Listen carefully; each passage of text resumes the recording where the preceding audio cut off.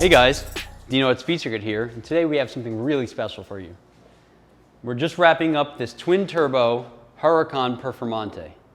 So let's check it out. So for those who don't know, the Performante is a special version of the Lamborghini Huracan that they made in 2018 and 2019 that featured some more performance-oriented advantages. There's a lot of carbon fiber all over the body and on the interior. It has more aero. It has an ALA system, which helps with aerodynamics. It has a more aggressive gear ratio for better acceleration. It has sharper steering and a few other tricks like that. Overall, it's the best driving of the Huracans, in my opinion.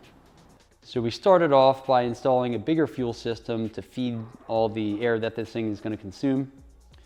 We started off with dual fuel pumps, a flex fuel sensor, a fuel pressure regulator, and 1050X ID port fuel injectors.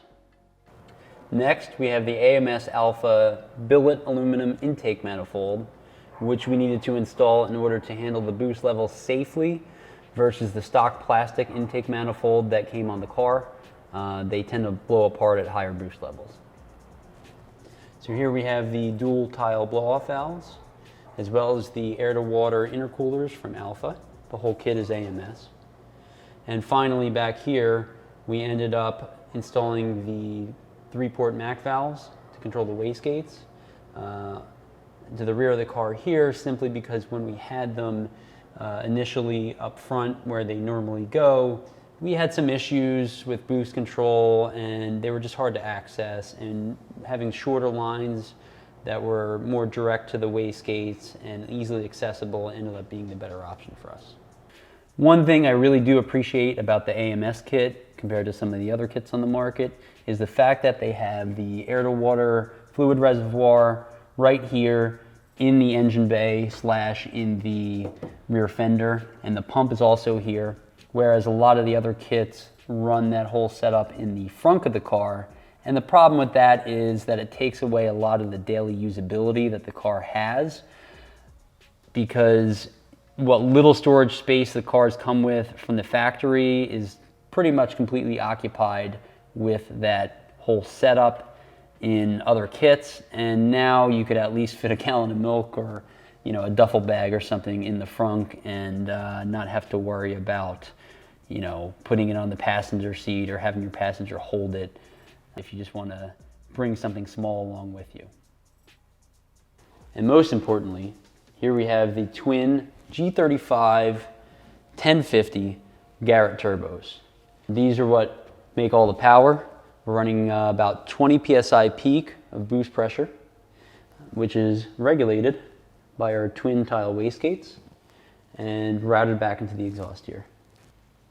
And putting all the power to the ground is our AMS built Stage 5 Plus transmission, which has all the fixins, the upgraded clutches, baskets, gears, housings, casings, wave track, differential, etc. And it shifts really smoothly and just holds up to a lot of abuse. And the brains of the operation are the dual M142 Motec ECUs. They're standalone ECUs that have a ton of authority over the engine.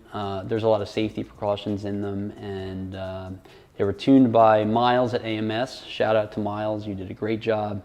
Really great to work with. He remotely tuned this, and we just did a lot of logs together and a lot of remote tuning over the course of a couple weeks on both 93 and E85 and everything in between, because it's a flex fuel setup. On 93, we're making about 900 at the wheels, and on E85, we're making about 1450 based on our 60 to 130 times, which are 3 seconds flat, and we're hoping on a good day we can crack into the high 2s.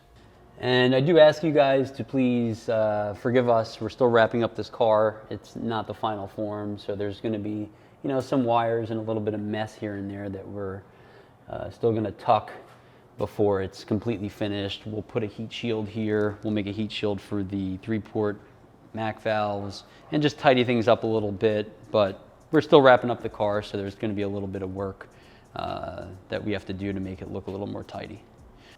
And now let's turn it over to our test driver. Buckle up, Bolt.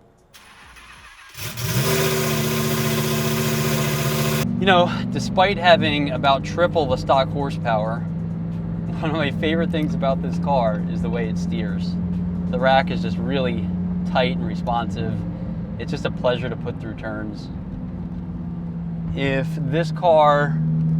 If you didn't go wide open throttle and you just stayed moderate throttle and drove this car around normally, you wouldn't know that it was as modified as it is. It's just really one of those few cars that you don't have to really make a lot of sacrifices on if you modify it the correct way.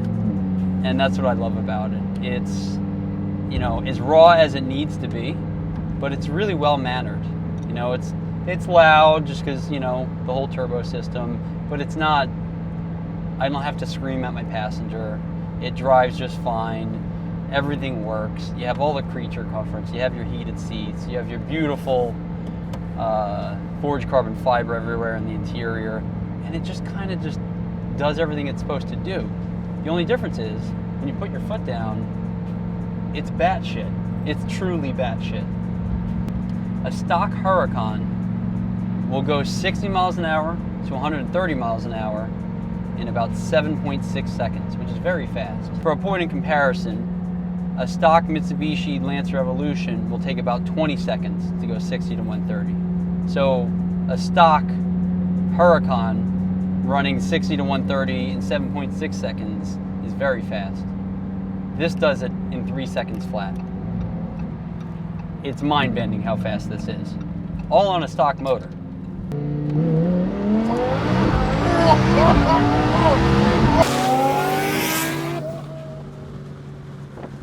And go.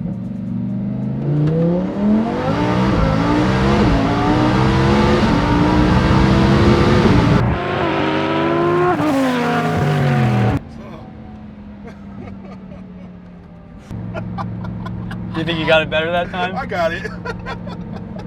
Turn the camera on yourself. I want to get your reaction. Yo! How'd that feel, John? Oh my God. You know, what was it, the Ford versus Ferrari? Yeah. Yeah,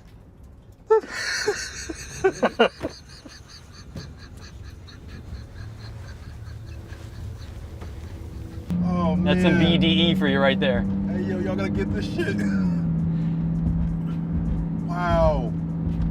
Yo, I couldn't hold on. I legit, I'm over there, I'm like, no, I'm surviving. Like, I gotta live right now.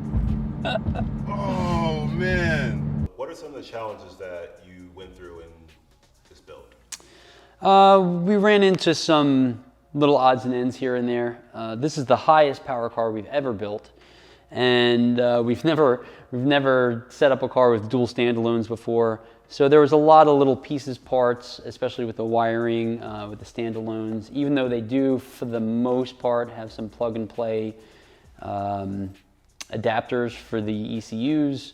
There was a lot of things that we had to pin out ourselves in regards to the fuel system, extra sensors we had to install, things like that. For example, at first, when we would first start the car, it would constantly kick on the water pump, and it ended up being a setting in the ECU, but we spent a lot of time trying to diagnose that, for example. We definitely had boost control issues at first because one bank was running about 2 PSI more than the other, and that ended up being resolved by moving the 3 ports further back, making the lines shorter, and ultimately just having a better boost control setup. It ended up running a lot more consistent.